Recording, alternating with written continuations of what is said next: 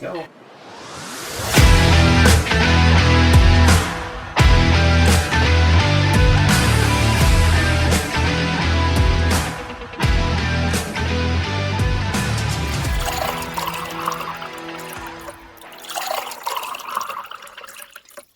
That's a fucking healthy pour. Thank you, sir. So, problem and clock started. Yeah, so, welcome back, you motherfuckers. There it is. And welcome back. We have a fucking special guest in the studio today. The most common recurring guest on the show, actually. Which apparently All right. you guys love, because his videos have the most fucking views, the most traffic, the most everything. The most listened to episodes on Spotify, and far and away the most views on YouTube. Yeah, like hands down. Like 25. I think we're like over 25,000 now. Yes. Yeah, on the episode that you're in. Wow. Your last one. Yeah, the last one. Yeah.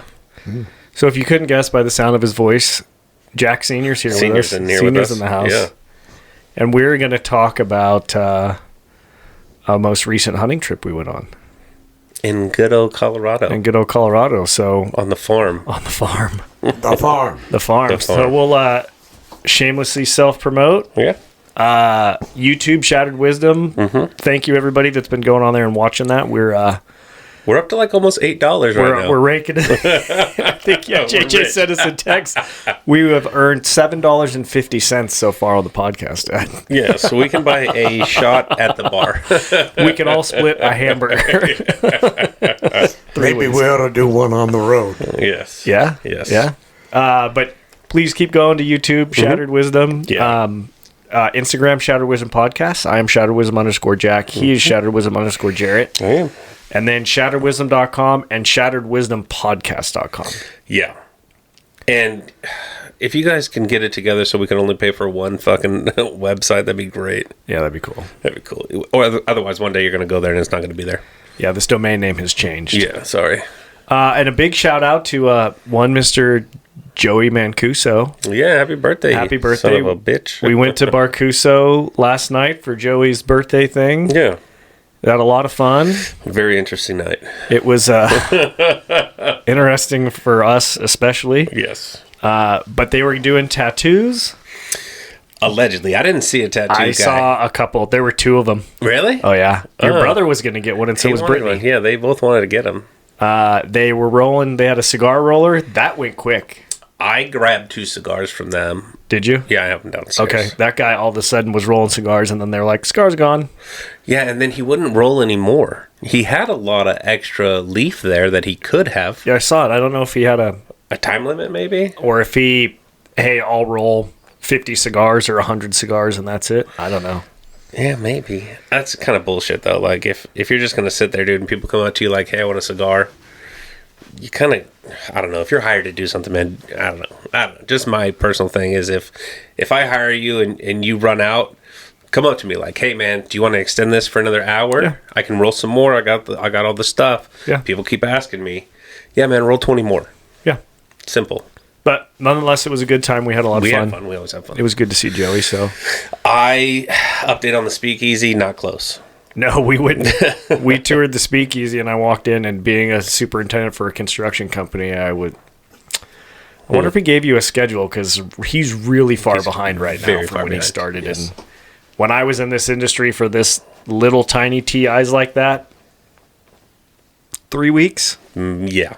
4 weeks? Yeah, you're blowing and going. You want to be done with that. Oh, it's less than 500 square feet. Yeah, it's not a big and it's kind of space. parts of it were in progress already. It's not hard, but whatever. It's his guy. It's his thing. We'll let him do his thing. Do it. We'll let him do his thing. Don't ask me my opinion, or I'll give it to you. Yeah. Don't ask fucking Jack the Builder over here. He'll tell you. No, either one of us. Yeah. Don't ask the Jacks. They'll come over here and do that shit in 3 days. Oh, we'd have knocked it out pretty quick. Regardless, it's coming along though. That's all that matters. Yeah. So, cheers, brother. Oh yeah, and cheers, senior. Here. All right. Let's see. That is still Austin. Yes, sir. That's not bad. No, it's good. I like it. Should we have senior draw a question? We should.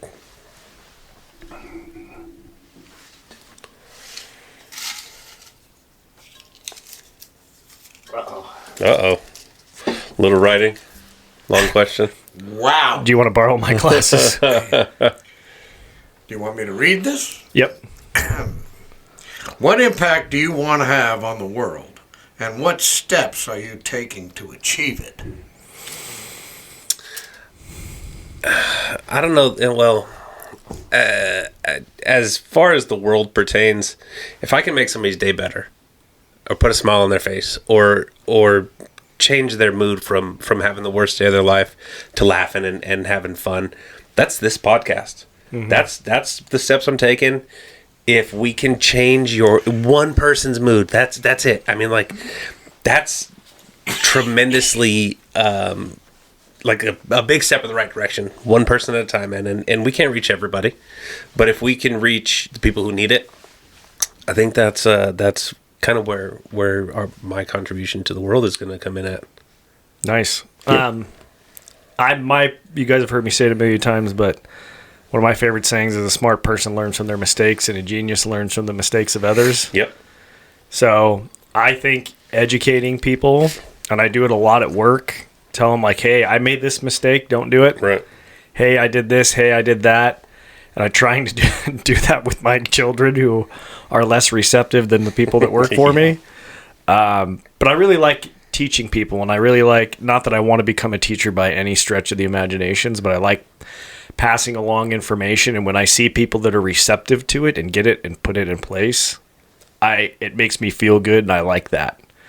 So I like the trade that I'm in, and I like teaching these younger guys about construction and getting them in that trade. It's something that's going to be here for forever. We're always going to be building stuff.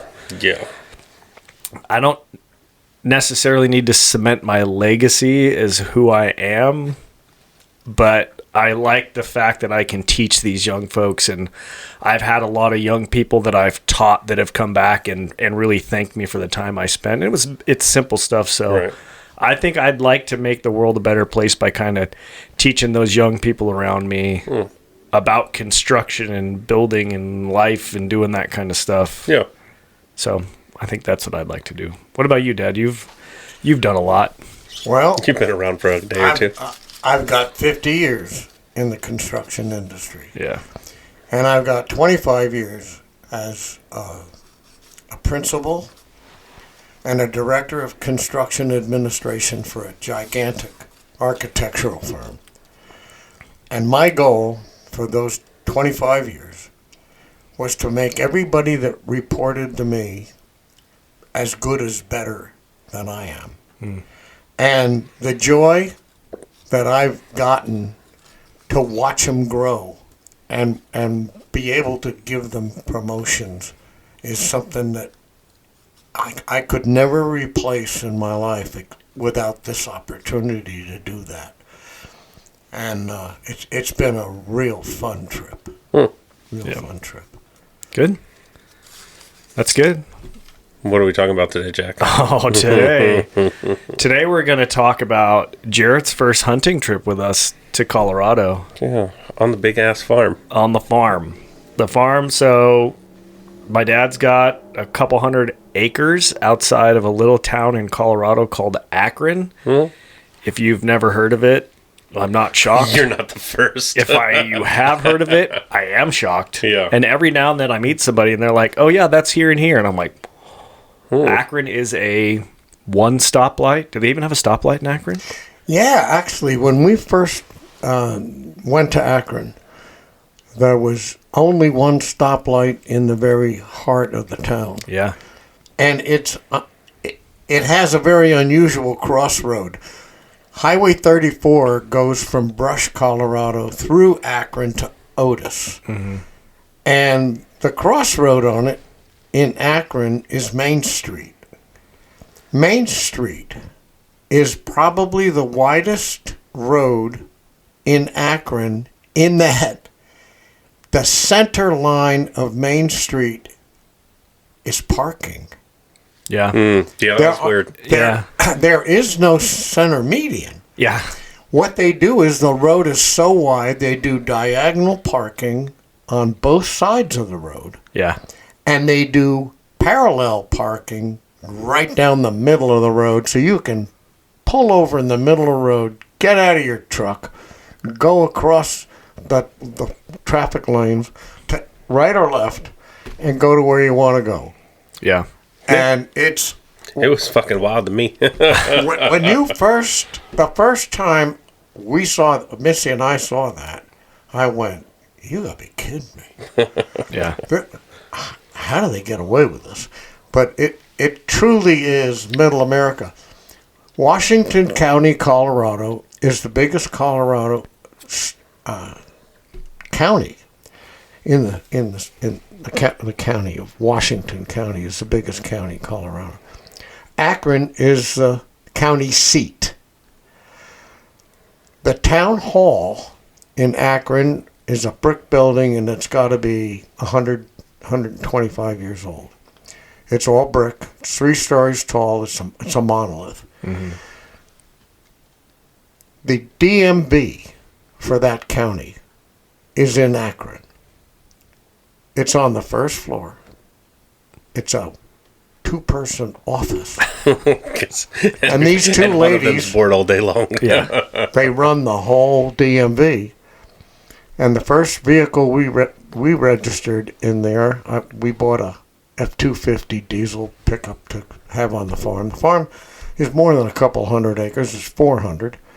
And we bought a truck in California. I didn't want to pay the California sales tax. So we had it delivered to Las Vegas. And the dealer said, okay, you take a car off the used car lot. You and your wife get in that. You're going to follow the salesman to Las Vegas. We're going to go to a pack and mail. You're going to write us a check for the truck. We're going to do the paperwork at pack and mail. We're going to give you a Nevada temporary tag. And you're on your way. And we drove the truck to Akron and registered it. And all we had to do was come in with and back then they gave us the factory title, not a title from a dealer. Mm-hmm. So we had the factory title on the truck. We went into the DMV office, one girl, nice lady, and presented her all our stuff. And she said, well, here's a paper. Take it to the police station and get a police officer to verify that the numbers on the paperwork match what's in the window. We did that, came back, and she said, okay. And she clicked away.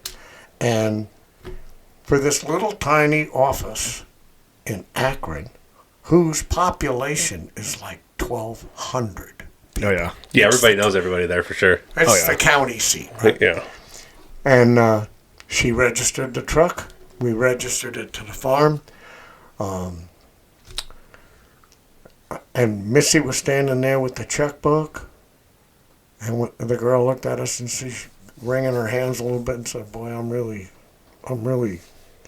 hate doing this to folks. And I went, uh-oh. And I could see Missy's temperature level going up. And she said, you paid $44,000 for that truck. And here's the license and here's the tags. And by the way, I print the real title for it. She printed out on her computer the real title. She said, here's your title. Taxes, title, da-da-da-da-da. $380. Ooh. Can't afford that. Ouch. Yeah. But we're I just want a check for this fucking truck. a farm community. Akron is a right-to-farm state. So farmers get a break. And because we registered it to our farm in Colorado, that's what it was. So it's an amazing little tiny town, absolutely delightful people. They all live in this innocent world that it took me a while to get accepted in the town because I was one of those California dudes. So that's our farm, and we've had it for 28 years. So when I started going to the farm, because Jerett just came out, when I started going, there was one restaurant that was open for a little bit. There was a steakhouse that opened for a bit, and then it closed. And then is it Odell's Super? Odell's Super. Odell's Super is the grocery store, and in Odell's Super, they have the deli counter, and then we went there and we had those BLTs. We had BLTs one day. Breakfast another. And breakfast another. And it's a little restaurant inside. So if you've been to like a Cardenas, Cardenas, the Mexican grocery stores around us, they have, by their butcher counter, they have a little restaurant. And it's just booths and you... Yeah. So we went in there, and the same people were in there. Remember the big guy in the overalls? Every day we walked in that place, yep, the same people were in there. The same people were in there eating breakfast and lunch, and it was, hey, Sally, what's the special today? Yeah. I think the day we went in, it was BLTs, so we got BLTs. And hey, if they got a special and they run out, they just walk out into the store and take it right out of the case and bring it in and cook it. And this is a Stater Brothers size store when you really get looking around. Yeah. And you got to tell them what's hanging on the walls for people that are in there. So years ago we went out because Dad had a couple pieces of property out there, and we put a roof on one of the buildings he had on there. And we went to Odell's. It was my buddy John and my dad and I, and there were all these old farmers sitting around, gray-haired old farmers. There was a plate of cookies, and they all had styrofoam cups of coffee, and they all had fly swatters. And they were eating cookies and talking about moisture. They always talk about moisture. And they were swatting flies. And they would just sit there, and one would land, and they'd just pop. And they'd grab a cookie, and they were laughing and joking. So there's fly swatters on the wall there. Then there used to be one hotel in Akron, and now there's 3. So we got a room. Oh, boy. Oh, yeah. Your mother did that. We got a room at the super sweet, super fancy hotel. Oh, yeah. And it looked like it was built in an old storage facility. It had to have been. Yeah. Right? Because all the rooms, it was just a long rectangular building. It looked like the converted storage thing. Yes. We walked in, and we just started laughing. And we're looking around these rooms, and it was like, okay, it's a hotel room. You know, there's a bed, there's a TV, there's a mini fridge, there's a shower that Jerett wouldn't fucking fit in. Half my body at a time. we turn and look, and I went, God damn it, there's a fly swatter on your wall, Jerett. I took a picture of it. I got it too, and he goes, "There's a fly swatter on yours too, dude." When I turned around, every room came with a fly swatter. Yeah. Well, the storage facility room we had 2 beds in it. Yeah. The one Jerett had 1 bed in it. They were the same size room. Yeah. There was no difference in size. And you had to walk sideways because the 2 beds in our room, the corners of the beds were only about 20 feet from each other. Oh, 20 inches from each other. Yeah, they were close. Yeah, 20 inches. And the toilets were so small, I should have just shit in a trash can. Jerry walked in the bathroom, and he's like, I don't know how I'm going to use any of this. So that's what I told him. I said, you have to shower half your body at a time. And the fucking mirror went up to my neck. Yeah. Like the shower head is just blasted in your mouth. Like you're... Yeah, it was bad. So we had a good time looking at all that and laugh. I mean, we just started laughing. It's our point is it's small town America. Yeah, like... What'd you think of it, Jerett? So... You realize how spoiled you are in life when you go to a small town and that's their normal. But for you, it's like, who the fuck would stay here? Yeah. Like, what are we doing here? Yeah. We're all 3 laughing our asses off because we're like, we'd have more room sleeping in the fucking truck, all 3 of us. But we could have set up the canvas wall tent. Yeah. And it would have been... Yeah, we could have just put it in the fucking parking lot. Like, we'll use your bathroom for running water, but it's about all we need. But there's 2 gas stations. Yeah, and we went to that one every morning. Went to one every morning. There's one hardware store. There's a school that's probably K through 12, I would assume. It would have to be. It's just a time capsule of a town. Yeah. And it is. And you realize, right, like, there's a lot of money in farming. I'm sure that there's a lot of multi-millionaires out there in this farming game. But they don't live in Akron. They live outside. A long way. Yeah. And most of the farms, my farm is surrounded by mega farms. Oh, and these guys are harvesting and farming 10,000 acres. Right. And there's just, there's no neighbors within eyesight. No. And one of the things, when I first started buying property in Akron, I bought the department store. Right. And it was called Duck Walls. And the building's still there. You took me there. Yeah, the building's still, well, it's a great building. It's on Main Street. And we negotiated a lease to lease the airport. We were going to develop the airport. Okay. And really try to bring some industry into the town. But the town, once we got into the airport, they got a little intimidated by the New York power that we brought to the town and got worried about what that was going to cost them to bring the infrastructure up to what we brought them was going to be there. Right. And the infrastructure of that little town could not support what we were going to bring. And we ended up losing the lease on the airport. And that was okay. You know, enough is enough. They knew their own limitations, and we were going to bring too much horsepower into a town that, with only 1,200 people, is not really a supply of labor to maintain a whole big new complex of buildings. So it was probably not a good idea at that time that we did that. But that's part of what the innocence of Akron is really all about. But you were saying that the farmers are some of them are pretty wealthy. When you've got a 10,000 acre farm, and you go by and look at the farm itself, and they've got grain silos that are 30 feet in diameter, and there's 12 of them, and they're about $1 million a piece.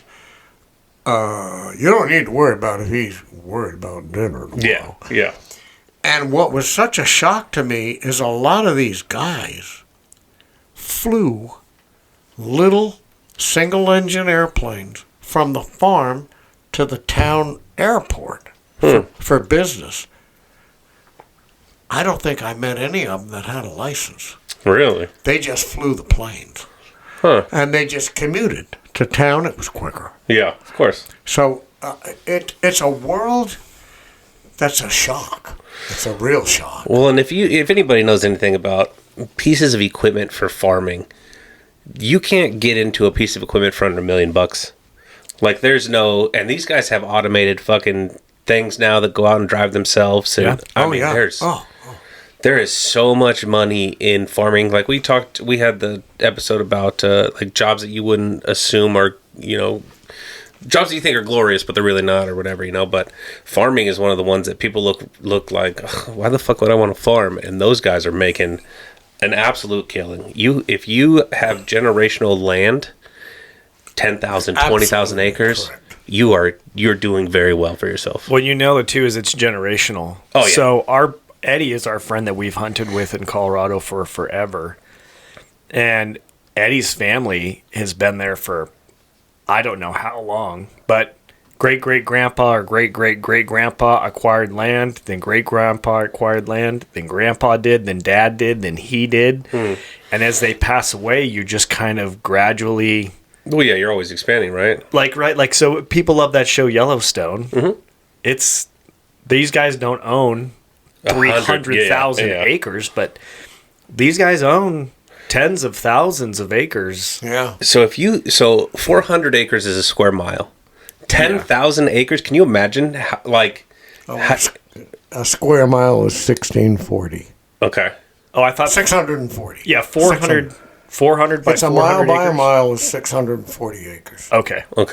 Yeah. But these guys are driving a tractor, whether it's self-propelled or whether they're in it. some of them go 11 miles before they turn around. Oh yeah. And that's So- all day you're out there driving at 0 miles an hour. But they've got articulating tractors, and they're pulling 40-foot wide pieces of equipment because they can. Yeah. And it's an amazing technological world and huge machinery. Yeah. And it took us a long time to fit into that community because we were an outsider, and California license plates really bothered them. And they didn't know that they could trust us or that we were going to be fair with them and that sort of thing. So, but the people are precious. They are. Yeah. Well, they're rad. When Well, we you went had- to this little coffee shop, Oh yeah, you for guys, breakfast. Yeah. for breakfast, there was a elderly lady that ran that coffee shop, and she made everything from scratch for us for breakfast. Yeah. And it was good. It was really good. Yeah, and it was just Really her. good. It was just her. Yeah. We went to the hardware store. You know, we were successful in our hunt, and we have all these knives. Well, for those of you who don't hunt, knives get dull. And when you're cutting hair, Yes. people don't know this either. When you're skinning an animal and cutting hair, that dulls your knives real quick. Next time Very we'll just pull it off. So We learned that we can do learned that. So we went and stopped at the hardware store to get a sharpening stone, and this hardware store was a hardware store. We're not talking to Home Depot or Lowe's. We're talking to, and they had Like old school. Oh yeah, they had it was like an Ace Hardware. Like an Ace Hardware. Yeah. They had something of everything. They had sharpening stones, and there were two women working there, and one of them had her baby. Yeah. Had a baby in a papoose, like a holder. Yeah. And she was just walking around, what do you guys need? We were like, oh, we're looking for a sharpening stone. Oh, they're over here by this. Yeah. Okay, and she's walking around with that baby and just... Well, and what got me too was you had a neighbor who was blading the street because it had snowed or rained there. So the road was fucked up because it's a dirt road. I mean, they're not paving these roads out here because at the end of the day, you're driving big pieces of equipment on it. You need dirt roads. But that guy was out there blading the road to make sure that everybody had access to the road. Yeah. Like, where do you find that? No. But you make a funny point, they're dirt roads. They're the smoothest dirt roads Oh, yeah. you've ever driven. Oh, and they haven't. What we used to call it is a grader. Yeah, a motograder. Yeah, they call it a maintainer. Okay. And they got a guy in there that's got an air-conditioned cab and these articulating graders with a 12-foot blade, and they're running these roads, and the roads are two-way, single-lane two-way, but two-way roads. And these guys are maintaining these roads. They get the snow off, they get the mud straightened back out, the ruts straightened out. And you'd be amazed at how you get off the paved road and get onto a graded road, and it's as smooth as silk. Yeah. There are no potholes. No. We done 70 miles an hour On a dirt road. on a dirt road, Yeah. and it's like, I hate to say, California, you could take a lesson on how to maintain an asphalt road from these good old boys that are cutting it in dirt. Yeah. It's amazing. Hopefully they're listening to Shadow Wisdom podcast Yeah. while they're doing it. They're not, but they should be. They absolutely should be. We'll help you out. So let's talk about the hunt, the meat and potatoes, if you will. Yeah, all the walking you made me do.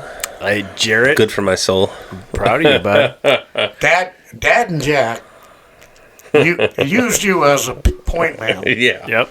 Yeah. But it worked out really well. The worked hunt out. was very successful, and there's nobody out there. Like, I can't explain how peaceful quiet is. So Akron, where we stayed, the town where we stayed, the farm is 26 miles. Right? It's 26 miles. 26 miles south and west of Akron, out in, surrounded by mega farms. Yes. Yeah, by big commercial farms. Yeah, as soon as we got on that road, there was nothing. There We was passed- farms. 7 houses in 26 miles, probably. Yeah. But our farm happens to be an oasis. Yeah. When we bought that farm 30 years ago, it was a wheat farm. And we converted it to restore it back to natural grass. We're completely surrounded by commercial farmers. Right. So all of a sudden, there's 400 acres in the middle of all this farmland.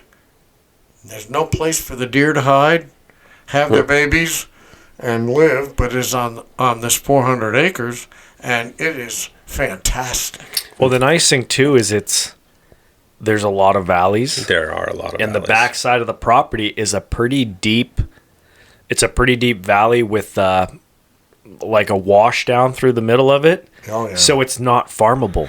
Well, and all of the properties out there are, the water's provided by the earth. Like you can't irrigate it or anything like that, right? It's all well water, so if it's irrigated from a well. Okay. Yeah, but you're not running water lines to your... No, but my farm, you couldn't put a pivot on my farm because it needs level ground. Right. Somewhat level ground. Yeah. So we'll explain that though. A pivot is a pivot sprinkler. Yeah, the big For ass people ones. that don't know, it's got a center post and if you've driven through Middle America, you've seen them. It's a long set of piping with tires, and it's got a center post or a pipe, and you pump water into it, and the water propels it. Propels Right? it. Yeah. But if you've ever flown across the middle of the country and looked out the windows, you'll see these great big circles. And those are pivot sprinklers.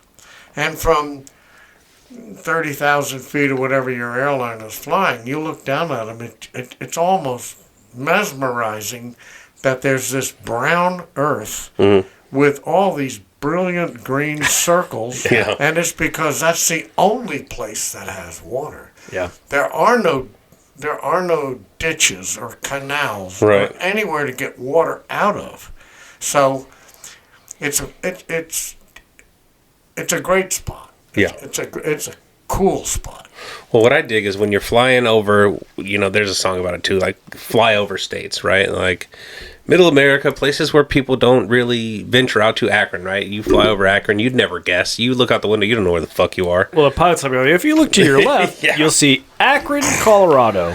Yeah, but as you're looking out, you see all of these farmlands, and you see their property lines. From the sky, you can tell somebody's property line, and some of these properties are massive. Oh, yeah. Oh, And they just go forever.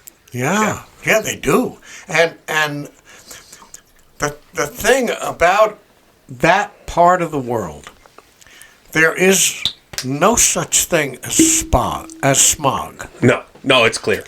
And the stars at night are unbelievable. Oh, yeah. Unbelievable. That the sky is that clear and it's that quiet. Well, whenever we get a chance to go back to Wyoming and do a Wyoming plains antelope hunt out of the wall tent, that's my favorite. And you will walk out at 2 a.m. to go take a pee, and you look up and it is startling because there's no light pollution. Right. And you look up and go, holy shit. Yeah. I can see SpaceX. I can see every satellite. Yeah. I can see, you're like, why is everything moving? Are we being invaded? You see the satellites. You Yeah. see everything orbiting the Earth, and you see all the stars. It's the first time you see it, it is shocking. Yeah. It's not like looking up in the sky here and seeing 4 stars. No. The You bright see the ones. Big Dipper? Like, I'm sick of looking at the Big Dipper. Yeah. But at the farm, we'll talk later about the plans with the farm, but at the farm, when we do what we're going to do, it's going to be the same thing. You're going to walk out there at 10 o'clock at night and look up, and you will be floored at what you can see. Yeah, we'll be sitting out at the fire pit. Yeah. Ooh, yeah. Yeah. I've already contracted for that. Oh, Yeah. see, he's already on it. So when we hunt the farm, and we've been successful there every time we've hunted there, because like Dad said, it's an oasis. Oh yeah, And our and we friend- saw all the beds. They yeah. they are bedding down Oh, dude. there often. So deer bed down. What Jared's talking about is deer will bed down, and they leave these flat, they just flatten the grass because Yeah. they're laying on it. You think like your dog, your deer sleep like a dog. They just lay down and they go to sleep. Yeah. Okay, well, there's not one deer here and two deer here and three. We're 8. We saw the first day, it was like 2 bucks and 6 does. The next day, there were 8 does outside the barn that were looking at us like, what are you doing here? Yeah. So I've never seen you before. yeah, so you get these small herds of deer, so when they all bed down together, you'll walk over a hill or you'll come over to something, you'll see all this flattened grass. And those are deer beds. Yeah. And we kept walking around and it was like deer bed, deer bed, deer bed, deer bed, deer bed, deer, because there's nothing else out there but coyotes. But for the benefit of the folks listening to this, the state manages that very carefully, and they give those of us that are landowners a certain amount of tags that give us the right to harvest the number of deer that they want, because they have to maintain a balance. The fish and game folks need to maintain a balance. Yep. And so we were very, very fortunate that we got 2 tags this year as landowners, and otherwise we don't touch them. We don't hunt them. We don't harm them. But if the weight of the herds gets too great and they start causing a lot of damage, you have to understand hunting season is weak. Mm-hmm. Yeah. Those deer are eating off of those farms year round. Right. And you get 18 or 20 deer in a group that walk into a whole huge cornfield. They'll disappear in that cornfield. Yeah. The amount of damage they do is overwhelming. And when the winter wheat is planted, it looks like a lawn. Yeah. And the antelope move in, and there could be 30 or 40 head in a herd. Yeah. And they can mow a lot of weed off at ground level. So the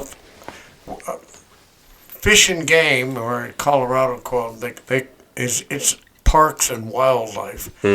That group tries to maintain a balance to keep the animals healthy, keep the herds healthy, and yet allow people to harvest them to try and keep the damage and that sort of thing.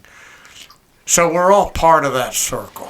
This isn't a freelance slaughter where we could have gone out and just shot animals on our property. We had legitimate tags and legitimate licenses that allowed us to do that. So yeah, I was going to say we've talked about that before, where people think that just because you go out and harvest an animal, like you're just going out there and fucking shooting Bambi in the face because you want to. Like, no. Oh, no. Oh, it's standing there. You're not walking up to it and it's taking grain out of your hand, and then Dad sneaks around me and knifes it in the knifes throat. it. Like, calm down. Come here, Bambi. Let me fucking pet you real quick. But you got to think about this. We shot 2 does. The first one was the biggest one. She was probably 200.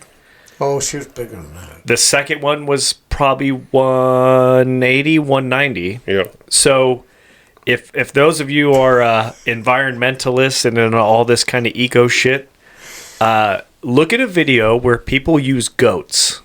Oh, to clear land. To clear land. Yes. So you think a goat is 60 pounds? Like on the heavy side. Maybe. So if you think about 15 goats that they put in a yard that are all 60 pounds and go and eat this stuff, now bring that up to 180, and the bucks are probably upwards of 250, 300 pounds. Yeah. Think of 20 of that, which is 4 times the size of your goat herd you now have moving through your land. Yeah. And they're just eating. Yeah, and they're just fucking hanging out there. They're like, hey, this is as much ours as it is yours. Yeah. There's a few cuts of on a deer that are, you don't grind them into sausage, those cuts. It's the back strap and the hanging tenders. And when we got done hunting this year, I was fortunate enough to be in charge of butchering. You volunteered for the butchery. Well, I didn't want either one of you two characters. Exactly. He'd have been like, who the Touching that fuck meat. cut this? Why? You were very supportive and helped me a lot, but that's okay. Anyway, we a little butter and a little salt and pepper and a little bit of garlic powder. Oh, it was so tender and so sweet, and it was very good. Because none of them were aware that we were there. No. Yeah. And it was an instantaneous thing. Yeah. So they never were frightened. They never were scared. They were never threatened. They never developed that adrenaline rush that puts a sour taste into a game animal. And so the reward for us was to help the Parks and Wildlife folks from maintaining the herd size, because they gave us the tags to harvest them. But we got some really great meat out of that hunt, because none of them had a clue that we were there. Well, and I'll reiterate this every time we talk about hunting. Animals in the wild die terrible fucking deaths. Oh, yeah? Like, we do them a solid. No. It's a more humane way to do it. Yeah, it's a more merciful death. It's a merciful death, because if you get, if there's a pack of coyotes out there and they're fucking running you down, if you get eaten by a pack of coyotes, it's a terrible death. There are as an opportunity that you are still alive while said pack of coyotes is eating you. Yeah. But the other thing too is these animals age, their teeth wear out, they get sick. They slow down. Yeah. A lot of them die of starvation. Mm-hmm. They're out there in the elements. They can't eat anymore because their teeth are worn down. There's a lot of terrible deaths out there. Yeah. And I'm sorry, but 95 grains of copper doing 3,000 feet a second is a pretty quick. Wow, where did that come from? Why is Sheila laying down? Why are we all running? When you dropped the first one, they all kind of looked around like, what the hell was that? What the fuck happened to her? Wow. And hey, you know what? This is getting morbid. Let's go to fun. Yeah. Okay. Let's go to fun. I will say my proudest, I had my best shot on an animal ever. And it was the second day. We were driving into the farm, and there were a herd of like 8 does, and they were standing there, and we drove in, and they were all looking at us like we said. They were 200 yards. Yeah. Dad's got a steel building out there, and they were 200 yards from the building, and they were looking at us like you said, like, it's like catching your teenagers having a party at your house. Yeah. We pulled up, and they all looked at us and was like, oh, shit. Yeah. What are you doing here? Yeah, why are you home already? And we were cruising up in the truck, and Dad goes, do I stop? Or do I keep going? I'm like, just drive up to the farm, just drive up to the building, and we'll jump out. And I'm getting my rifle out and getting my ammunition out, and we jump out, and I throw some rounds in there and run around the side of the building. And by the time I get around the side of the building, they went over the hill. Mm-hmm. And not fast. They trotted off. They went, we don't like this. And they trotted off. So we did what we did the other day. We went down to the other end, and we very strategically started coming up the draw, and we saw that was so much fun to be with you on that. Oh, it was a great time. I had a rangefinder binocular. That's a fabulous piece of equipment. And he and I literally went probably 30, 40 yards on our bellies. Yeah. Just crawling. Side by side, and it was a moment. Mm-hmm. It was really cool. It was very bonding. And we got up to the brow of this hill and looked over that hill, and I ranged that group, and there was an earthen dam that was created on the farm long before we ever owned it. And these does were all over that earthen dam. Mm. And Jack picked out one that was a great-looking girl. And he said, Dad, how far is it? Because he's got his gun all calibrated, ready to go. And I said, that deer is 377 yards away. Hmm.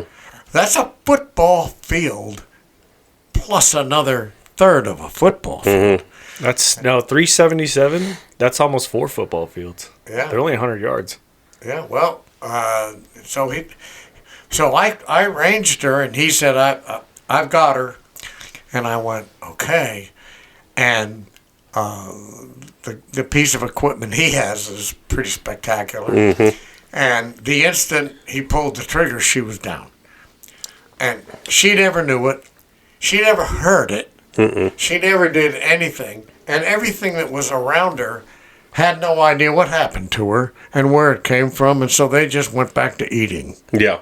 So it was very humane, very classic. Yeah. If I could have videoed it, it couldn't have been more perfect. Well, and the thing about the does too is because we're not spooking them and scaring the shit out of them.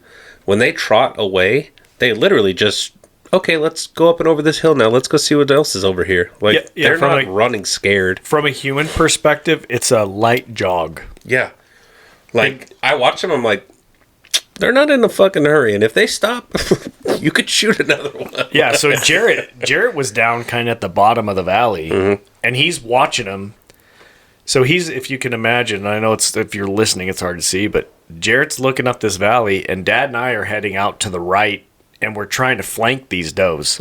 So we went way right and came up on top of this hill, so we flanked them pretty hard. So Jarrett's sitting there just kind of tracking their progress, and like he said, they're eating. He sent me a text message and he said they all laid down.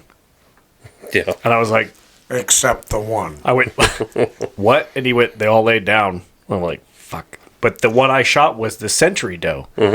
So the sentry doe, she'll stand up there and she's watching guard and she's looking for coyotes and she's looking for people and she's looking for threats. So I shot the sentry doe because all the rest of the ladies were taking a nap. Yeah, she fucked up her job that day. Well, I mean, they're not used to somebody. So yeah, they're waiting on a coyote or something. So for the math, if you do the math, a quarter of a mile is 440 yards. I shot her at 377 yards. So I was 63 yards short of a quarter mile. Yeah, it was a beautiful shot, but it was instantaneous. Oh, yeah. There was no suffering. There was no nothing. No. She just went boom. And then the work started. Yeah. And then I had to hike all the way out of there, get to the truck, drive all the way out to the road, down the road, back up my driveway, and across the back side of the farm to get to these characters. Because they were together on the dam, cleaning up the deer and getting ready to load her up.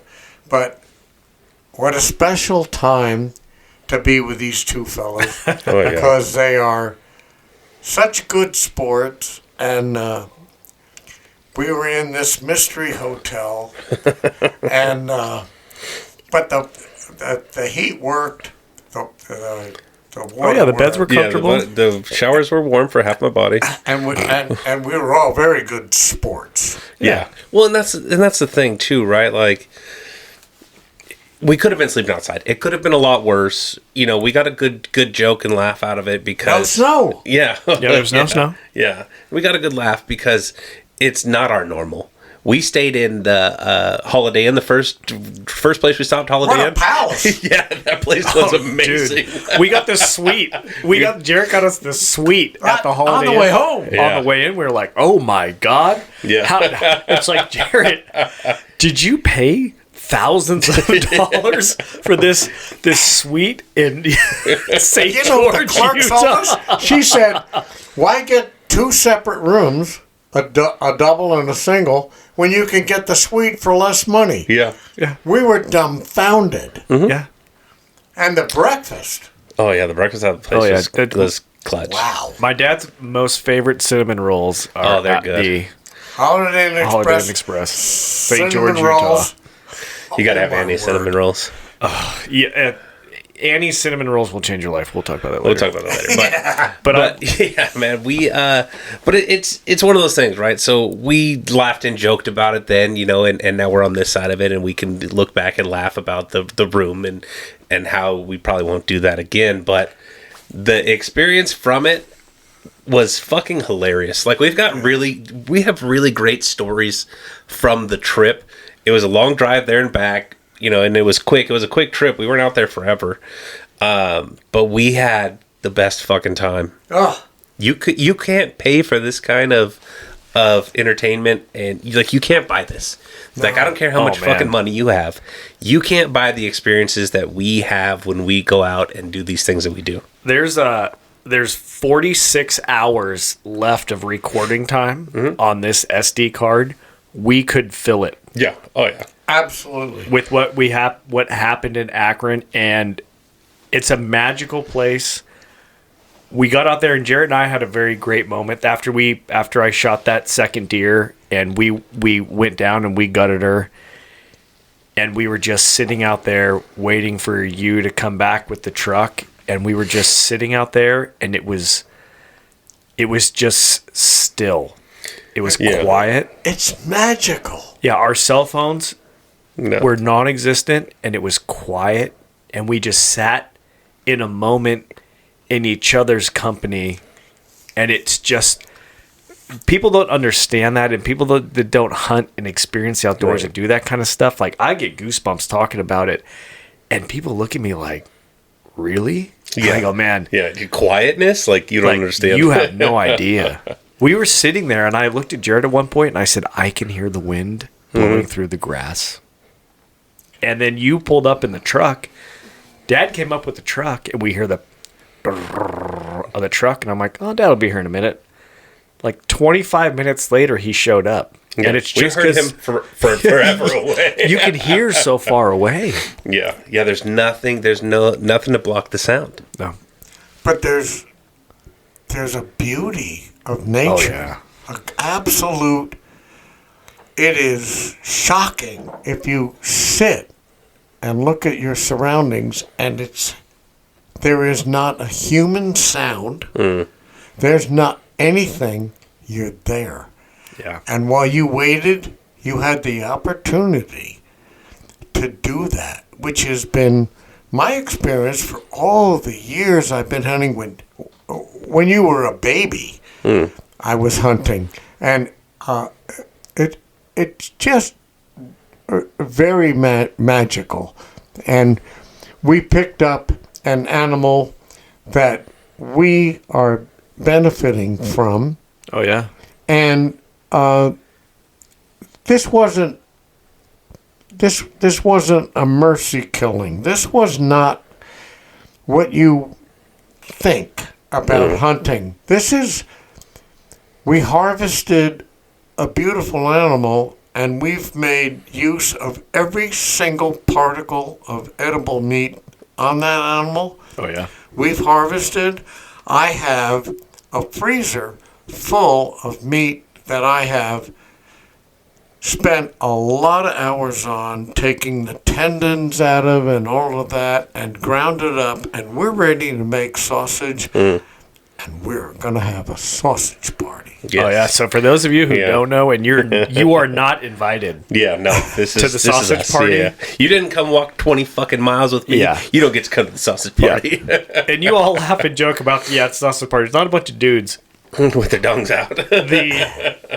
The second part of the hunting trip, that's one of my most favorite things, is a sausage party. And Kendra loves a sausage party, and Ella loves a sausage party because there's so much food, and Ella likes to eat. Yeah.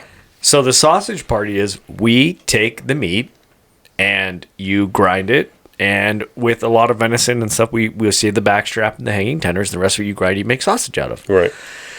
Well, you have to grind it, and then you have to make some sample patties. Yes, so, you have to try it to see if your blend is right. Yeah. So we'll do breakfast sausage, German sausage, Italian. We do a couple different blends. Brats. We do brats. But you gotta season it and grind it. Then you make a little patty. We'll make 2 patties, and everybody takes a break. We make 2 patties, and we cut them up, and everybody tries it. Oh, we need a little more salt. We need a little more pepper. Okay, we're doing this. We have... How much meat do you think we got off those 2 doughs that we're going to grind? We probably have 150. So we'll have 300 pounds? We'll have, so we'll Because we have to mix it 50-50, right? Nah, you do a little less. We got 150 pounds of venison. But I have to grind pork shoulders. Yeah. Because venison has no oil in their fat. meat and fats. That we have to add pork shoulders and grind them, and then mix the meat with the pork shoulders so that when you cook them in a frying pan or on the grill or whatever, the fat melts and creates the liquid in the process. Yeah. And it can be very difficult to gauge the amount of fat that we need for the amount of meat we have harvested. But I've got a lot of friends that make sausage, and I've got books on charcuterie or whatever they call it. But you know what? Our sausage parties have been pretty successful. Mm-hmm. Oh, yeah. I know about the ratio that I need to do. So there's a percentage of our sausages that are store-bought, and that's the pork shoulder. And I can either get them boneless or I can get them with the bone in them, and I just need to go after them and prepare them and grind them so that we can have the proper ratios between the game animals. And then whatever the group decides is a good mix for spices, then we mix it all by hand. Yep. And then regrind it to make sure that it's infused properly. And then we have either bulk sausage for patties, or we have sausage in links. Yeah. And the party is fabulous. It's a great time. Yeah. Jerett, they came to Came to the last one. last one. This one's gonna be a little bit more work because this time we got a lot more meat. Yeah, the last one was the buck you shot on the farm. Last time was the buck. Yeah. Now it's these 2 doughs, so it's And your mom's breakfast. oh yeah. And we are ready to have it. Yeah, we gotta Let me figure know. out a date. Yeah. I've already got the pork shoulders ground. I've already got the venison ground. So we're ready. And we just need to find our schedules Yeah, we need to that line them. coordinate and bring the children, because they all need to be part of this. This is an American tradition that goes back 100, 200 years. And making sausage is something that you need to pass down to every generation. Your kids need to go, I can take it from here, Papa. You can go sit in the rocking chair. I'll go sit. Have yourself a whiskey. Yeah, we'll bring Relax. you whiskey and patties to try, and you'll be good to go. Yeah, baby. Yes. So let's talk about what to come on the farm. Yeah, what's coming up? All right. Well, we got a 40 by 80 building, and it's got a 20-foot high wall, and there are no windows. There is a big overhead electrically operated door and a man door way up at one end. But the plan is, we have been playing with the idea of putting some Airstream trailers in there that we can, whenever the crowd shows up, we've all got a nice, comfortable, beautiful place to sleep. We want to build a butchering room. I'm going to put a walk-in cooler in there to hang animals, because they need to hang for 14 days to take the tension out of the meat, and those sort of things. I want a butchering room and a kitchen and a common eating area that we're going to create. And I've already contracted with a company that's going to do a hood in the building that we can put over a log fireplace. Yeah. So that it can be warm in there. And when we're in there in brutal weather, we can have a lot of fun. And we want to make this a family place. We want to make this a fun place. There's no anxiety here. We have a well. We have a septic system. We have a setup here that's perfect for what we want to do. Mm-hmm.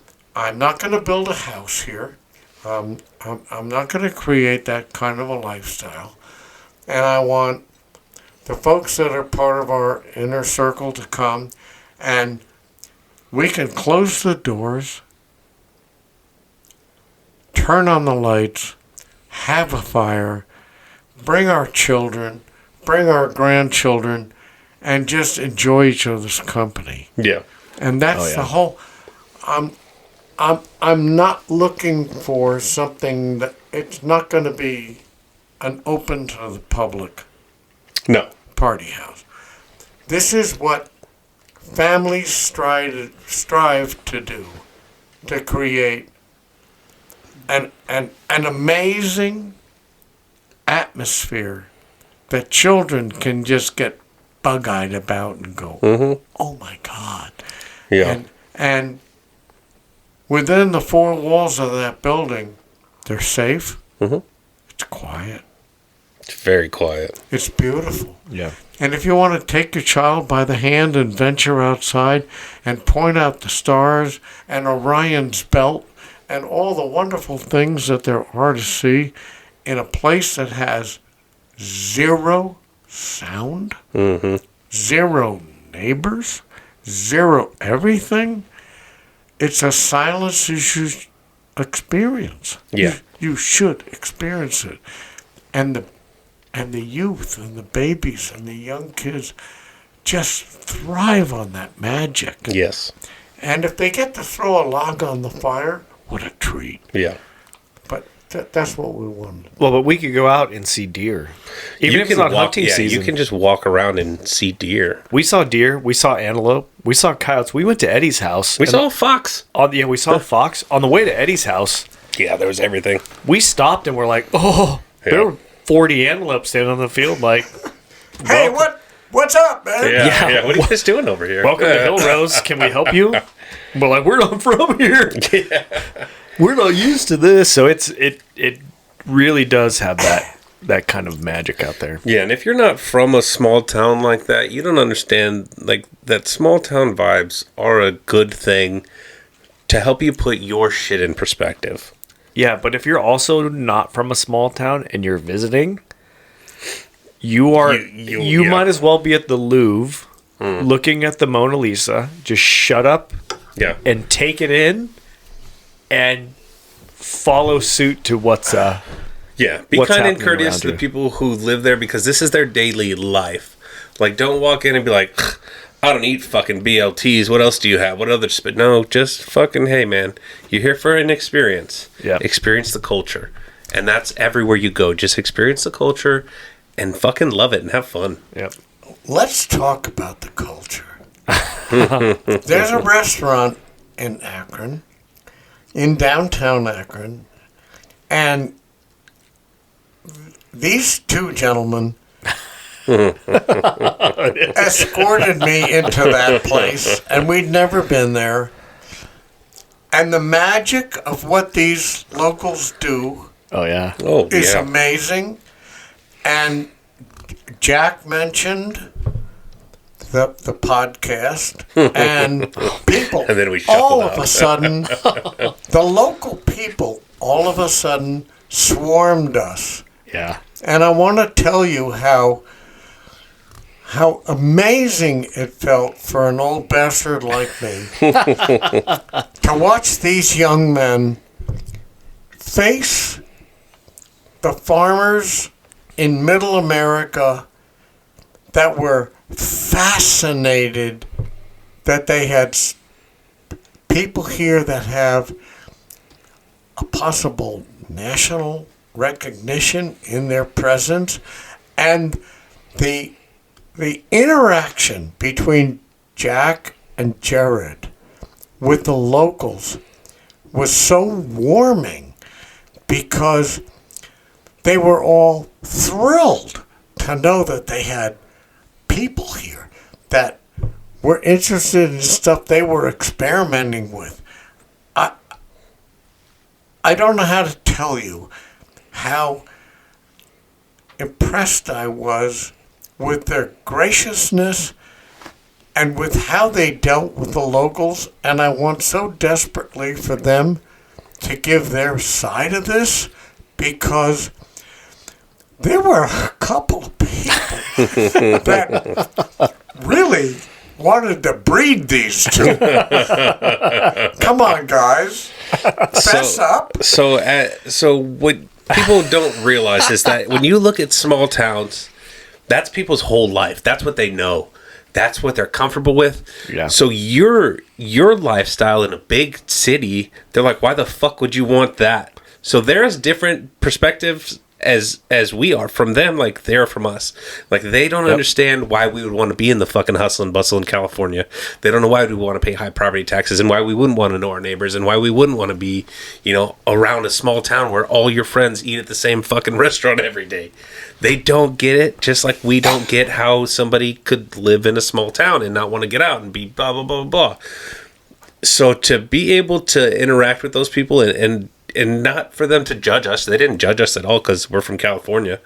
You could tell we're not fucking from there. Oh, yeah. You could tell very easily. And for those of you who've seen Jerett and I, we're fully tattooed, which they have, obviously this is not like a time capsule. There's people back there that have tattoos and stuff, but they're not sleeved like us. They don't necessarily look like us. And so we wear our Shattered Wisdom gear everywhere we go. So we're sitting there, and what Dad's talking about is it's called the 5-star. If you pass through Akron, you have to stop there. Yeah, the food was fantastic. It's Mexican food. It was so good. But we were at the 5-star, and we had our Shattered Wisdom podcast stuff on, hats. And the waiter came up to us, and he was like, "What's Shattered Wisdom podcast?" And we said, well, Jerett and I, we do a podcast. And we said, Dad was sitting there. We said, Senior's been on it with us. And we do this podcast. And what's it about? Our favorite question, right? What's it about? And we let him know. And he's like, that's great. I listen to podcasts all the time. I'll listen to you guys. We go, okay, check it out. It's here. It's on Instagram. There was a couple sitting in the booth next to us. And that woman was probably... 75 or like she's a grandmother, like pure white hair. And she said, hi. So I overheard you talking to the so-and-so about the podcast. I've been listening to podcasts recently. What is that podcast that you have? And I looked at her and I went, I said, ma'am, it's a little dicey. Yeah. It's kind of vulgar. We drink whiskey and we talk about stuff. She said, okay, well, how do I get to listen to it? Yeah. And I'm talking to her, and she pulled up her iPhone and she said, okay, show me. Yeah. And she gave me her iPhone and said, yeah, go on my Apple Music. And I pulled it up for her. She goes, oh, this is you guys? Yeah. And I said, yep, this is us. This is our logo. This is us. She goes, I'm going to listen to you guys. And I would like, oh, well, bless your heart. Yeah, you can listen to one episode. Hey, and if you still listen to this, thank you so fucking much. Yes, ma'am. Please I would and hope thank that you would invite Akron, anybody in Akron that catches this podcast, to talk to you two. Oh, that would be amazing. Oh, absolutely. It would be an amazing thing for them to see how outsiders love and respect them for the humans that they are. We're not here to dictate the whole new movements of this world. We're here to celebrate you folks and what makes us happy. Oh, yeah. And I think you guys have a huge audience that should participate. Oh, yeah. And I hope, to your point, I hope Akron never changes. No, it would be a disservice to Akron to change. It would be a poison to bring like a Walmart there.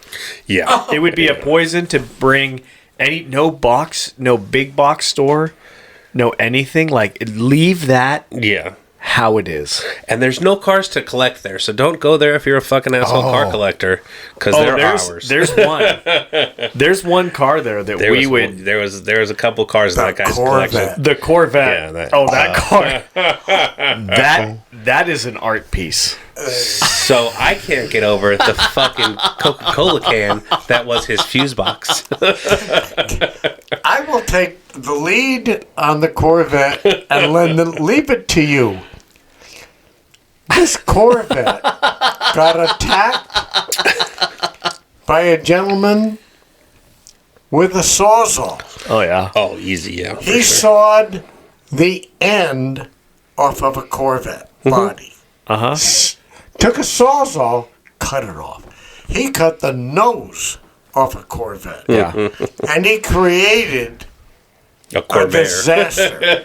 I would, from a mathematical standpoint, I would say there are 2/3 of the Corvette that was left. Yeah. And that You're being generous. I think it's 1/3 of the Corvette that was left. And the fuse panel in a Corvette, he put in a beer can. Oh, yeah. Oh. Yeah. We pulled into Odell's. Super Odell. the second day, and we were pulling in, and Dad said, what is that? And Jerett and I went, I think it's a Corvette. Yeah. It used to be. So we're talking I have pictures for anyone that wants some. They can contact these two characters. I will forward them the pictures. You will not believe your eyes. Not only did he chop it to shit, though, it was fucking filthy. Oh. And so we'll even go even farther than that. When we pick the person, we see the Corvette. We go into Odell's, and Jerett goes, let's see if we can find the guy in here that owns it. We walked in. No, he was at the cashier, and I went, he's right there. Him. And Jared's like, yeah, I'm like, long hair. Dude, long hair. Yeah, he fit the bill for sure. Oh, dude. But this was a T-top 80s. I mean, I don't know if there's a Corvette aficionado that could have identified what was left of it and given you a year. It might have been the 70s and an 80s. 70s or whatever 80s. he found. But like long nose, long tail. So can you imagine? So people in Jeeps do this. It hasn't been vacuumed in the interior in 20 years. Ever. So people that take Jeeps and go off-roading in Jeeps, what they do is they cut a Jeep off. They cut the frame at the back tires. Yeah. So you have zero departure angle. Excuse me. So the Jeep can go 90 degrees. This Corvette could also do the same. Yeah. Didn't he have his bumper? Like, it was tie wired up to his fucking gas tank. No, his rear bumper. I have pictures. His rear bumper was his gas tank. If you rear end this man, it's over. But you're both gonna see Jesus. I kind of think he was like, "Fuck it." Like if you rear end me in this car, if I go out like this. This is where I go. By the way, dig the hole and just bury the entire car. In this fucking coffin just car. The whole thing. So if you imagine an 80s Stingray Corvette and it's T-top. Yeah. The T-tops are gone. Yeah, fucking first thing to go, I'm sure. We pulled into Odell Super. It was 40 degrees. Yeah, T-tops. Yeah. And he had T-tops. Mm-hmm. He cut this thing off at the front of the front wheels and the back of the back wheels. And he had a grill from... probably, I don't know, a 1987 GMC truck that he wired to it. Yeah. And he put headlights and he screwed a fucking license plate on. Like if you gave a child a car and said, put this all back together. Mm-hmm. This guy did it. Got it. Yeah. So this gentleman assembles this whatever's left. Jerett and I were behind him in the cash register to check out. He's buying cat food because he's a cat guy. He's got about 1,000 cats. He's probably got a lot of barred cats. He's buying cat food and all this stuff, and he's in 7 layers of ratty clothes. And he pulled out a billfold, and that billfold was full of $100 bills. Yeah, that dude was stacked with fucking money. That guy probably had at least $1,000 in cash in that billfold. And he's trying to pay exact change for his fucking cat food. And he's asking the guy, and the guy tells him, and he is shaking, and he was 80s, maybe. Yeah. and senior is in his 80s and is an Olympic athlete compared to this guy. Yeah. And this guy he's fishing out $100 bills. Yeah. And he's got a billfold that is It was a half stacked. inch thick. It was fucking stacked. Of green crisp, and most of them were $100 bills. Mm-hmm. And he's driving whatever's left of a fucking Corvette. We actually stopped, and Dad pulled up next to it, and he's like, that's a Corvette, right? Yeah. I went, What was a Corvette? It used to be. hey, it goes forward and backwards. I don't know how many states in the country would license it. None. I don't Well, even know that it was licensed in fucking Colorado. The lovely 2 ladies at the Akron DMV apparently did not have to do a physical inspection of Yeah. the aforementioned vehicle. 80-something? Yeah, it's cool. Don't worry about it. You don't have to smog that bitch either. Oh, no smog. No smog. You're But good. he was, his back bumper was his gas tank. Yeah. That was the fucking wildest thing I've ever seen ever. Oh, that was... And I've seen some wild shit. Hey, but that was, that is small town That is a small town, yeah. Americana. Welcome to mid United States locals. And I bet that Yeah. guy's got $10 million in his bank and lives like he has $10 in his bank. 100%. And that's how these rich dudes stay rich, is you live a minimalist lifestyle. But he opened his fucking billfold and I was like, this motherfucker's got hundreds stacked. Like, he's got more money than I do. Like, what the Like, fuck? sir, that, whatever's left of your Corvette, you Yeah. could buy a whole brand new one. Hey, we could sell that in a fucking museum. Yeah. So let's talk about Ed Fritzler's house. Oh, yeah. Yeah. Ed Fritzler is a very near and dear friend of Dad and I, and Ed Yeah. Fritzler is who we hunt with a lot, and Ed Fritzler is salt of the earth. He Very and his good wife dude. Leanne. Yes, very good family. Very good people. For So sure. awesome. And I have never seen Jerett be so well behaved Oh, and so well spoken in front of a group of people as when we went to Ed and Leanne's house. Ed's house is another like time capsule for me. I've been going to Ed's house I'm 43 years old. all of them. Yeah, for all of my of 'em. years. And for as far back as I can remember, it is still the same. His barn, if you blindfold me and put me in Ed Fritzler's barn, I can tell you from the smell. I'm in Ed Fritzler's barn. And I can go, the freezer's over there. He's got tractors over here. His boat's over there. His elk head's there. All those deer he shot. Like, I could map you that thing out with a blindfold on. Yeah. He's got the wood-burning stove with the 2 pipes through it and the smiley face. Like, I can identify all of that. Yeah. And he has a walk-in freezer that he got from like a 7-Eleven or something, right? He's got a walk-in freezer that he got from our guest here. Yeah, well, for a long time, I built and rebuilt Arco gas stations Okay. in California. And I thought, wow, I'm taking walk-in freezers and coolers out of Arcos and sending them to the dump. And I thought I would see if I could get access to one of those. Yeah. And I brought it to Ed in Colorado, and we rebuilt it in his barn. And it's where we hang all of our game animals because it's a beautiful cooler to let them age. The aging for the butcher industry is 14 days. But you really pay dearly to have an animal hang for 14 days. So to give that to Ed worked out very well for Ed and occasionally for me Yeah. that they had a cooler to hang their game in. And so that's where the cooler came from with Ed. Yep. But he is a magical guy that's come through all of the hard times that you read in any kind of a magazine about young farmers that are struggling to become successful and all that. And this is a tough guy, a real tough guy with an absolutely gorgeous wife that works as his partner. And for a lady, she is amazing what she can accomplish in physical labor for Ed.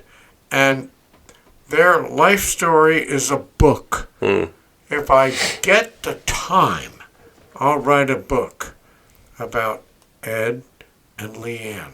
Yeah. It's a beautiful story, an incredible story of how two people can do what they accomplished to do and raise two absolutely gorgeous young women, both of which are extraordinary in their IQ and their scholastic ability. And yet, when you go to their home, you are welcomed like no other place you've ever been. If Jack says you're okay, please don't misunderstand me. When you walk in their house and say, this is this, and they're friends of mine, the acceptance is immediate without question. Yeah. No, And I you're felt that. all treated with respect that you could imagine. They're beautiful people, and the whole thing is very dramatic when you're there. So, you guys have some really cool times in the Ed Fritzler barn, and let's talk about them. Come on, guys. Oh, so Tell me what you saw. here's what I'll say. I know Ed and Leanne very well. I've known them for a very long time, and I love them. They're so much fun. They're such salt of the earth. They're just. I don't know how to describe it to people that don't have friends like that. They're just, you walk in, that's like, hey, how you been? What's going on here? You want a beer? How we go to this? And you fold into a conversation, and it's one of those things that just picks up and takes off. And for us being from California and not being from that environment, and this is why I say watching Jerett. And those of you who don't know Jerett like Dad and I do, he's boisterous and he's loud and his personality is huge and he swears and he does all this stuff. For Jerett to come into a situation and for Jerett to be quiet, and me knowing Ed and Leanne, I look at him, I'm like, dude, like, what's your fucking cool. problem, it's dude? Fucking cool. Don't trip. Like, drink some natty ites and have some fucking fun, like you. But I have to look at it that he doesn't know them like I know them. Right. But they are the most warm, inviting, welcoming, friendly people, humans. They're humans. Yeah. They are, but it's Beautiful people. Yeah, they're very lovely that is people. that is really the sad state of the world now is in California, those type of people don't exist. None. Zero. They're not here. You'll never find them, and if you did, Right. Being from California, when you meet somebody like that at first, your immediate thought is like, what's your angle? Yeah, what are you trying to get? What are you trying to get? They're not trying to get anything. Yeah, they don't need anything from you. They don't. And they go, They don't need anything. they don't need anything. But they look at you and they go, you want some supper? Right. And you're like, why are you trying to feed me? Yeah. And like, because we are making supper and you're here. Yeah. And there is no end game. It is just being a human person. Right. And being a good person. Nicely said. Yeah, and they're just really good people. It's sad to say, though, coming from sometimes, like coming from outside of that, it's off-putting because you kind of go like, whoa, what's going on? Right. They're just good people. Yeah. Well, and I'm very unapologetically me. You know, I'm me all the time. But I know in a specific situation where same thing like first time I met your parents, I come in on my best behavior and then we see where we're at, but they did not give me a hard time about anything. She was like, do you want me to go outside so you can fucking cuss? Well, Jerett said, I can't. He said, ma'am, I don't know you and I can't. I'm generally not like this, but we started talking about the podcast. I was us cussing and he said, I can't cuss around you. And she goes, why the hell not? Yeah. And to Jared's, what Jerett didn't know is Leanne is drinking Jameson. Yeah, she had been putting Black Merle, and I was waiting for her to be like, "Hey, you fucking sissy." Yeah. Why don't you put those natty lights down and have a real drink with me? And that's and as soon as we started talking, I was like, fuck, like I can be myself here. These are good people who are accepting of who you are. Like, you don't have to not be yourself around them, and obviously I said I wanted to be invited back. They're very nice people, and I want, I didn't want to come in and then be like, well, why the fuck did you bring this guy who only cusses and spits and fucking farts and whatever, and when you meet new people for the first time that are big impressions on your people, they're important to you. Yeah. I want to make sure that I represent you the best way that I can, so that way they appreciate the fact that you brought me to them. And then later they can find out I'm a piece of shit, but initially I want them to like me. There's one other caveat. Because our relationship is so deep and loving, if we bring you and introduce you, you are acceptable. Right. So what Jerett... With them, if I ever fail to introduce someone to them that is unacceptable after the fact, I'm in trouble. So what Jerett kind of educated me on a term, and we call them walk-on friends. Yeah. So we have certain friends, like there are certain people that, Dad, I'll bring around you. Yeah. That I consider my walk-on friends, like Chris Jerett. Fowler. Chris Fowler. Yeah. And there are people that I call them walk-on friends because I know if I bring them over and they don't know you and you don't know them, I know within about 30 minutes, you guys are going to be okay. That's a walk-on friend. That is somebody that, like... Very cool. Yeah, that's I will give that to Jerett. That's very cool. Jerett and I have walk-on friends, and like Orion. Jerrett's like, Orion's your walk-on friend.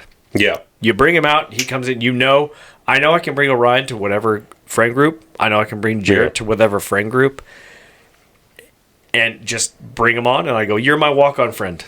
And you're just going to zipper into what we're doing, and I don't have to worry about you saying some off-the-wall stuff. Yeah, some outputting shit, yeah. And so Jerett was kind of like a walk-on friend for the Fritzers. And it was funny to sit there in the barn, and I know how Ed is.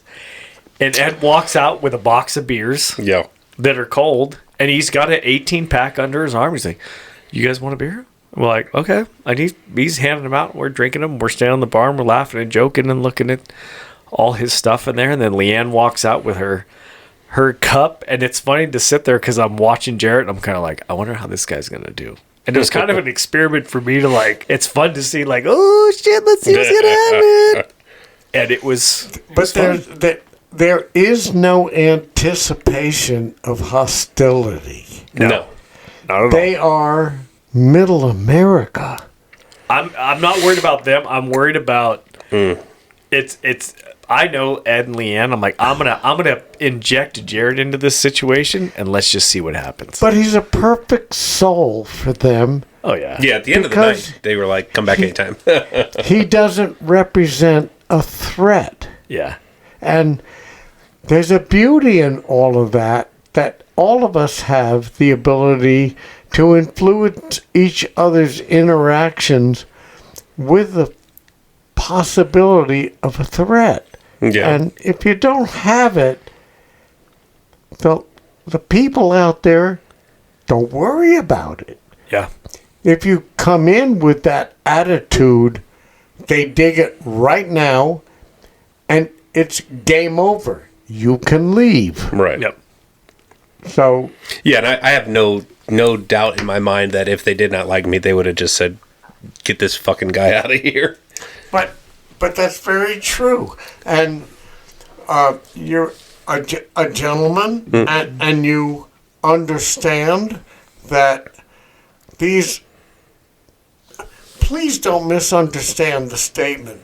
Simple people don't mean they're stupid. No. Simple people mean they take you for how they feel you. Yes. Yeah. Yeah. And if you feel good, you're in. Yeah. Yeah. If you don't feel good, don't come back. Yeah. Oh no, you're out, and you better be about 1,000 yards out as quick as you can, because within 1,000 yards, you won't make it accurate. back. But with that whole thing stated, you have to understand that once they put you in a place that they feel, it's impossible. It's impossible to correct it. Yeah. If you've lost it now, Right. and you're not welcome. Yeah. But they're always willing to give you, this is somebody new. Mm-hmm. We'll give them the benefit of the doubt. Yeah. If you're cool, you're cool. Yeah. If you're not, please don't bring Yeah, it back. don't bring that guy anymore. I mean, by the end of the night, we were all laughing and joking and shooting the shit and having a really good time. They're really good people. And I eventually opened up, because she poked and prodded me like, what the fuck is wrong with you? Like, be yourself. Yeah, she's like, do you want to have a fucking drink? Yeah. Do you need to loosen up, or do you need a fucking drink? She goes, I drink Jameson Black Barrel. Like, what's up, dude? Yeah. You guys, Jack has not been introduced to, but you've been introduced to, sir, to the Pepper Pod. Oh yeah, man, we'll that talk place. about the Pepper Pod. Let's talk about the Pepper Pod, which is pretty close to Denver, Yeah. Oh, yeah. but a world apart from Denver. Yes. So here's the thing about me, and you guys notice this right away, but I will always play a game of what am I going to eat? Because the menus are vast. The menus are always fucking vast. Yeah. Hey, I like this. This is kind of my wheelhouse. And they'll go, ooh, the fucking pasta for sure. But I get it with this on top of it. And I ordered the pasta that lady recommended, and it was the best fucking thing I had eaten in a long fucking time. Yeah, so the Pepper Pod is, I think my dad's. It's in Senior's top 5 favorite restaurants It's in the phenomenal. nation. It's phenomenal. Right, and a couple of them It are goes on the back East Coast. before your birth. Oh yeah, he's got a couple on the East Coast. This is probably his, I don't know, his West Coast favorite restaurant is the Pepper Pod. Well, if we ever drive Central through, America, West. Well, Central, yeah. if we ever drive through again and don't stop there, I'll be upset. Like that now to me is our road trip staple. And I'm a foodie, man. I really like food, man. And I'll tell you what, the pasta that lady recommended to me when I sat down and said, hey, I like this, and when I go to a new place, I always want to eat everything on the menu because I want to try it, because I want to know what is the best thing that you have here. But I can't eat 12 things, right? So, hey, this trip, while I'm here right now, I feel like having this variety of food. What do you recommend? And I broke it down to a couple things, and she said, hands down, the pasta with the spicy whatever sauce on it, and I think she added chicken or shrimp to it, and I was like, all right, yeah, I'll try it. And it came out, and I was like, this is the best pasta that I've had in a very long time. It was so good. Oh yeah, and the pepper pot is famous for bison. Yeah. They do a lot of bison burgers and bison stuff there, but we ate no bison. No. And everything else was absolutely fantastic. Yeah. It's so I would compare it to in likeness of like Black Bear Diner, right? Like Yeah. like that feel, but way better food. Yeah. Like way better food. But it's funny as we talk about all this stuff, all of these components are what make, to me, are what make Colorado so magical to me. Right. And I don't experience the Colorado that a lot of other people think about. Everybody stops at the Rockies. Well, and Vail is And very Denver. popular, and yeah. And it's Vail, and it's Denver, and we can smoke pot, Yeah. and it's hippy dippy, and it's all this kind of horse shit. Mm-hmm. And when you get east of the Rockies, Oh, after to that me- bridge, after we went through the Vail Pass or whatever. oh that, yeah, Vail Pass, the Oh, Eisenhower it Tunnel. fucking changes so quickly from multi-million-dollar ski resort to open land, and we're looking for animals, and you see tracks, you see fucking trails all up the mountains. Oh, yeah. And we're out, on the lookout for, because we're excited, and if you're just if that's not something that you're into, you don't pay attention to that shit. You're just monotonously driving. Yep. Like, but if you are how we are, and we want to see animals out in their natural habitat and walking around and how big is that moose, or how big is that elk, or how big is that this? We're paying more attention to our surroundings than just going out for a Sunday drive. Oh, I see no houses. None. To me, the magic in Colorado happens from the pepper pod east. Yeah. It's quiet. It's still. It's small town. It's inviting. It's everything different from what I'm used to, Right. and all the magical memories and the things that I love the most about Colorado start at the pepper pod, and they work. It's funny that the three of us can sit in this room, and we can sit in this room. I don't know, 1,000 miles from where we experienced this hunt and have all these memories and all of these things we did. And the three of us in this room right now, I can still feel the same energy that we did out there. Yeah. No, it was a really And- good time. It was so pure and honest, but the three of us can experience it here. Mm-hmm. We could have experienced it there. Yeah. But not everybody can do that, and not everybody understands that. Not everybody can fathom that. And the fact that the three of us have lived it, like I don't know how to describe it to somebody else. I guess is the point I'm trying to get at. I don't know You how have to go do it. You have to go experience it, because even describing it is doing it a disservice. Yeah, Like and there's no good way to express the feeling that you get from the freedom of nothing. oh yeah, Like it's so fucking pure, and it's. I hope that everybody gets to enjoy it and experience it, because it is the most pure joy that you can have that doesn't cost you a fucking thing, and you don't have to put on a show or entertain people. You just have to be there. That's it. You be in the moment, you live in the moment, and you enjoy it. And it's so fucking peaceful. It's so amazing. Well, the one thing that I'm really looking forward to doing is when we have the hunting camp kind of built out, and that his dad says the party place built out, where we can just go stop at Odell's Supers Yeah. and get our groceries, and then we can drive out there. Yeah. No need for a hotel. No need for a shit box. No, but think about this, and a lot of people will get really uncomfortable with it. You're gonna pick up your groceries, and then you're gonna drive 26 miles To nothing. to nothing, and you're gonna live out there. Happily. And a lot of people happily, Yeah. but to look forward to that, Yeah.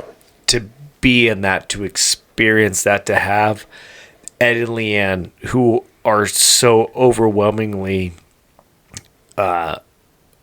welcoming and not even accepting. Like, they don't have to accept us. No. We're not some crazy weird thing. But them, and then the people of Akron and all that kind of stuff, it's just awesome. Yeah. And I really, truly hope that it never gets polluted. I pray that it stays how it is.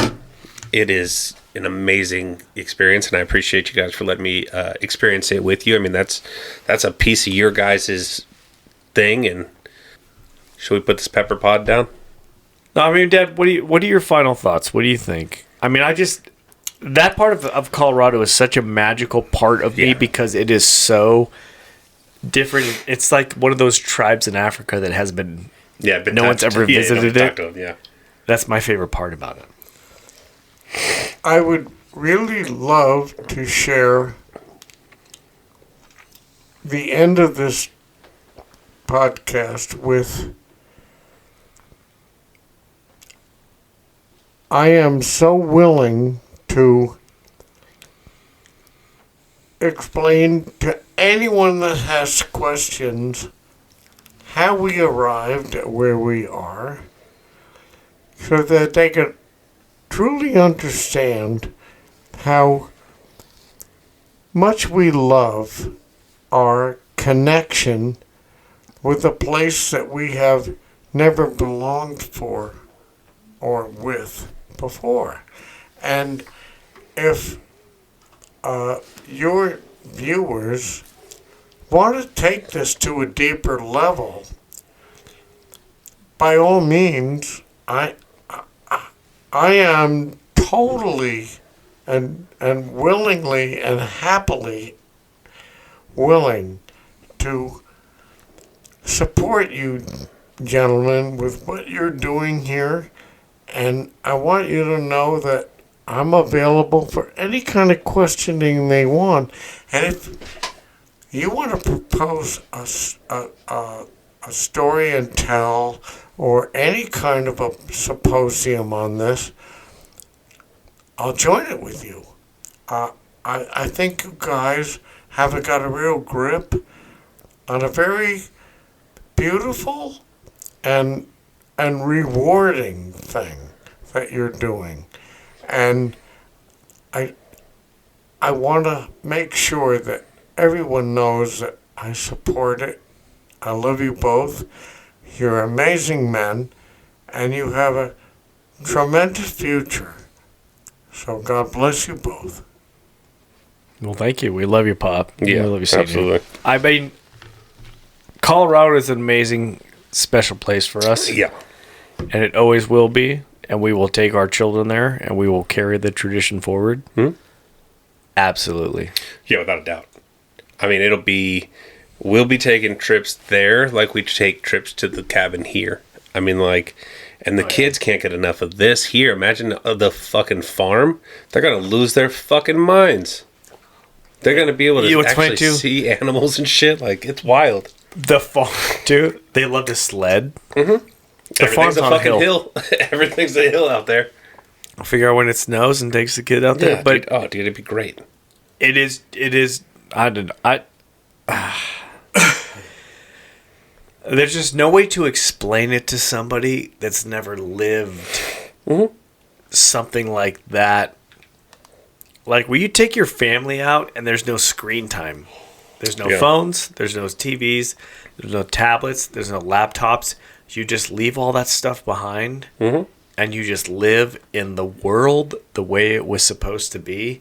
Like, that is what Akron represents to me. 100%. And we go hunting in Jerett. I'm super proud of Jerett. Jerett, the first day we went out there, we walked 7 miles. And people think, 400 by 400 acres. We walked 7 miles. Like, we looked at our steps. We did 7 miles. Yeah, we hiked around. And he put up with us. I want to shout out McGuire Ballistics. McGuire Ballistics, the bullets that I shot my deer with. Shooting, yeah.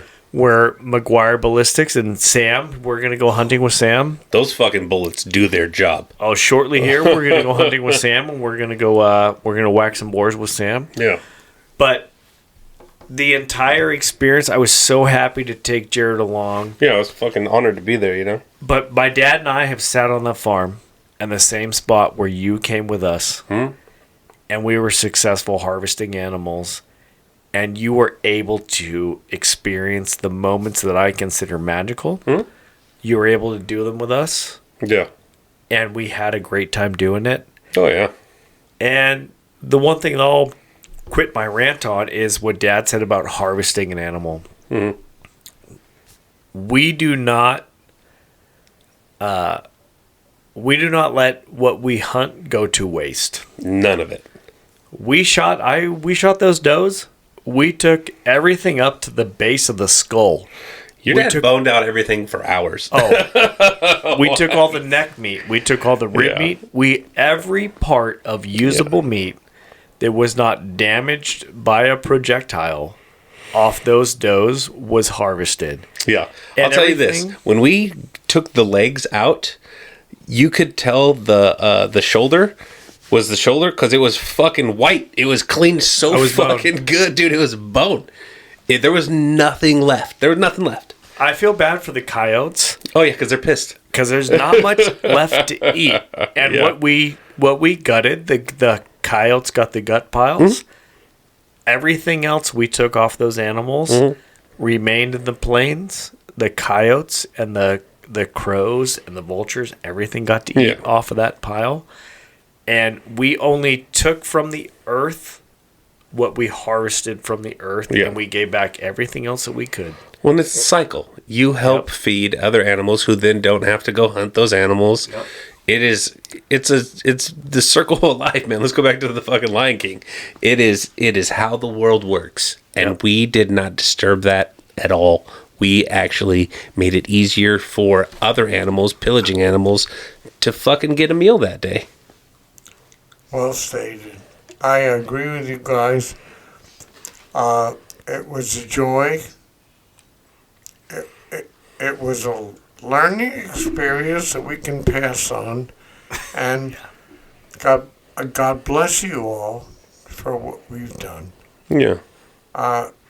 It's earnest and heartfelt that you understand that we respect the world we live in. Yeah. And we're part of that world. Yeah. And our heirs and the people that have come before us lived by that world. And it's a joy to be there. It's a joy to be there. Thanks, guys. 100%. We're at almost 2 hours. You want to pepper this pod? We should pepper this pod, but you know what? This is, for those of you who don't know, who don't experience this, who don't have a father like my father and a father like your father and someone that passes this along, you cannot understand the purest expression of emotion that's happened in this room, and it's not videotaped, it's not anything. You can hear it in our voices, but you just don't understand how pure some of these moments are and how pure those moments are when we were hunting. You know, and I used to be on the other side of it where I just didn't understand. Yeah. It wasn't until we started doing this thing and you guys brought me into the fold that I finally get it. And I understand that it's not all, you know, oh, hey, we killed something, we this. It's the whole fucking lead up. You're not always successful, but you're always having a good time. And that's what we always have, is a good time. No matter what we're doing, it is the purest moments of just, hey, let's be people and talk and fucking share our experience and have fun. My favorite moments that we all have had, that I've had with my father and with you and anyone else that I've hunted with, is the moments that we spend in silence. Yeah. Yeah. And it's because I'm sitting there contemplating what's happening in my life. Yeah. You're contemplating what's happening in your life. Senior's contemplating what's happening in his life. And naturally, at some point, we all come back together and you converse. I'll tell you what, the hardest moment to beat for me is going to be the time we spent in Alaska. That for me will forever be one of my favorite memories. And I don't know that we can top it. It was like us all sitting in the tent. Yeah, dude. Drinking Pendleton. Yeah. It was the purest moment that I've ever had in my whole life, and I appreciate it, man. And it's not your it's not your everyday. You don't do that every day, and for me, man, it was a fucking amazing experience. That is a core memory that I will never forget.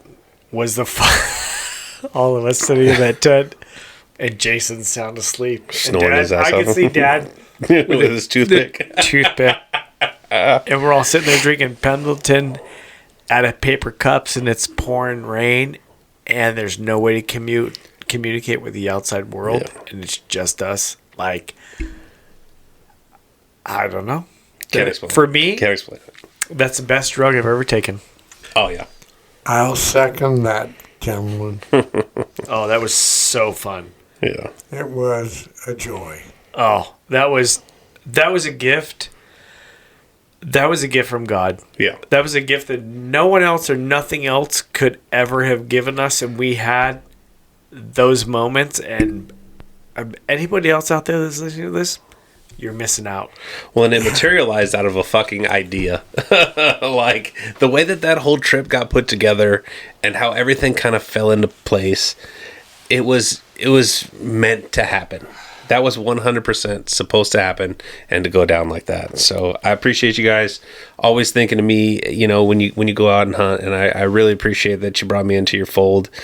Hunting is a very personal experience. It's a very, like, you know, you do it with your people and you don't do it with people who aren't your people. I mean, it's a very tight-knit community. It's very, very niche, and you guys brought me in, and I appreciate it. You know, and I love you guys, and we'll end this one at 2 hours and fucking. You weren't in it 2 hours, but there's 17 more hours worth of talking. Oh my god! But seriously, what you said, like Alaska, yeah, that is a top 5 memory. Yeah, 100%. Like, my kids are 1 and 2. Right. yeah. Right. Yeah. And there's not much room there, but that Alaska trip sitting there, I will never forget that, and I will encourage everyone and everyone who has ever listened to this podcast to try to have that experience.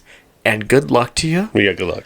Because it's a lot of work to get there and do that, but that was just such a pure moment. Like, I'm a very well-spoken and articulate person, and I don't know how to better say it, but then it was just a pure moment, and you will never take that away from the 4 of us that sat in that tent and experienced that moment. It was just awesome. Yeah. And it doesn't get fucking dark in Alaska. No. The sun was out almost the whole time we were there. Hey, but it doesn't get unforgettable either. We had yeah, 100%. We had a great time. Yeah, absolutely. Put this one to bed. Senior's done. Senior's bowing out over here. Yeah, we're done. He just blessed this episode. Thank you, Senior. God willing, this will go to number 1 on the charts. Oh, absolutely. So, hey, everybody, check in on your friends, man. Get out and experience life, because it's fucking short. And if you don't go have, you know, the most experiences that you can now, when you get older and think, hey, I'm going to do this thing and do this thing, you might have missed a lot of opportunities. So take that weekend, take that time off, take your fucking vacations. If you got family, take your family out, man. Go enjoy life. Well, and I would suggest, like, get far away from where you are. Yeah. And everyone has this preconceived notion of, like, if I get away from it, it's going to be like, nope. It's really not that scary. No. Go out there and experience that. Live in quiet. Be still. Yeah. Just be still. And be still means don't make sound. Just sit there quietly and just take in what's around you. Yeah, 100%. All right, well, I've been Jarrett. I've been Jack. I've been Papa. And this is Shattered Wisdom Podcast, and you motherfuckers are welcome. Always.